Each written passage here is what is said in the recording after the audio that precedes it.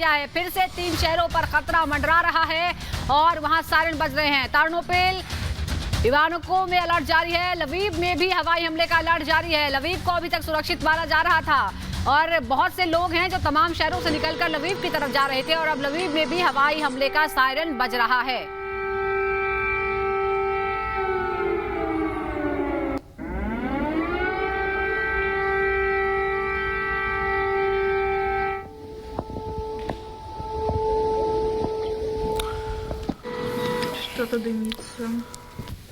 तो सन्नाटों के बीच सायरन का ये शोर, आप अंदाजा लगाइए यहां पर रहने वाले लोगों के अंदर क्या कुछ दहशत का माहौल होगा इस सायरन के बाद।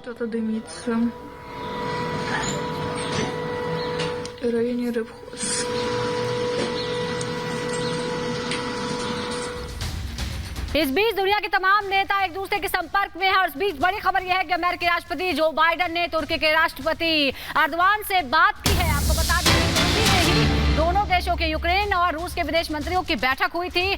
तुर्की एक न्यूट्रल स्टेट में अब आ गया है, हालांकि वो लगातार नाटो का सदस्य भी है, लेकिन फिर भी एक कोशिश की थी उसने मध्यस्थता करने की और इसीलिए तुर्की वो जगह चुनी गई जिसके लिए जहां यूक्रेन और रूस के विदेश मंत्रियों ने मुलाकात की। और इस बीच यूक्रेन ने यूक्रेन युद्ध को लेकर जो बाइडेन और एर्दोगान के बीच में चर्चा हुई है। तुर्की के राष्ट्रपति से इस संकट को लेकर बात की है अमेरिकी राष्ट्रपति जो बाइडेन ने। आपको बता दें कि कल ही दोनों देशों के विदेश मंत्रियों, रूस और यूक्रेन के विदेश मंत्रियों ने तुर्की में चर्चा की थी, हालांकि उस पर कोई समाधान नहीं निकल पाया।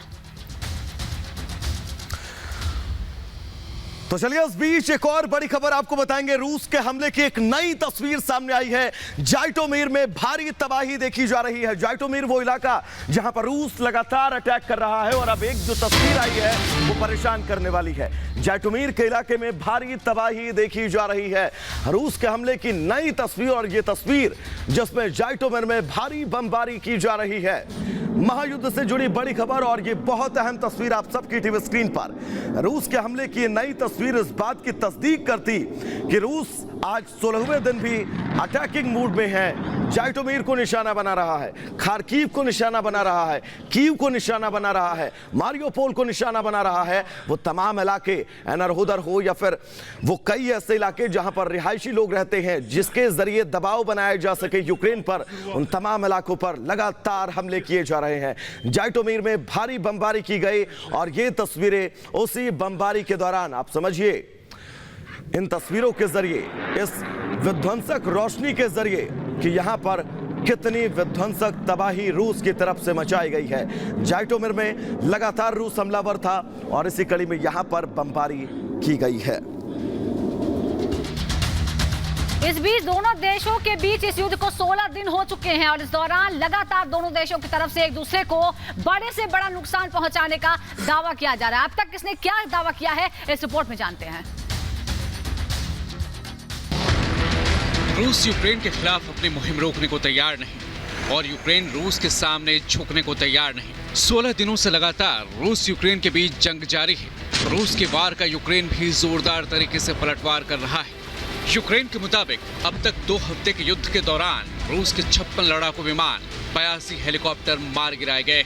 इसके अलावा जगह जगह रूसी टैंकों को यूक्रेन में भारी नुकसान पहुंचाया गया है। कई रूसी टैंकों को तबाह कर दिया गया है जबकि कई टैंकों को यूक्रेनी सेना ने अपने कब्जे में ले लिया है। वहीं रूस का दावा है कि यूक्रेन के 98 जहाज, 110 drone, 144 anti aircraft missile defence system, 88 radar, 1007 tank, 109 multiple launch rocket system और 793 बख्तरबंद गाड़ियों को नुकसान पहुंचाया गया है। लगातार रूसी सेना यूक्रेन में आगे बढ़ रही है और संघर्ष विराम की कोई सूरत फिलहाल दिखाई नहीं दे रही। तमाम आर्थिक प्रतिबंधों के बावजूद रूस पीछे हटने को तैयार नहीं है।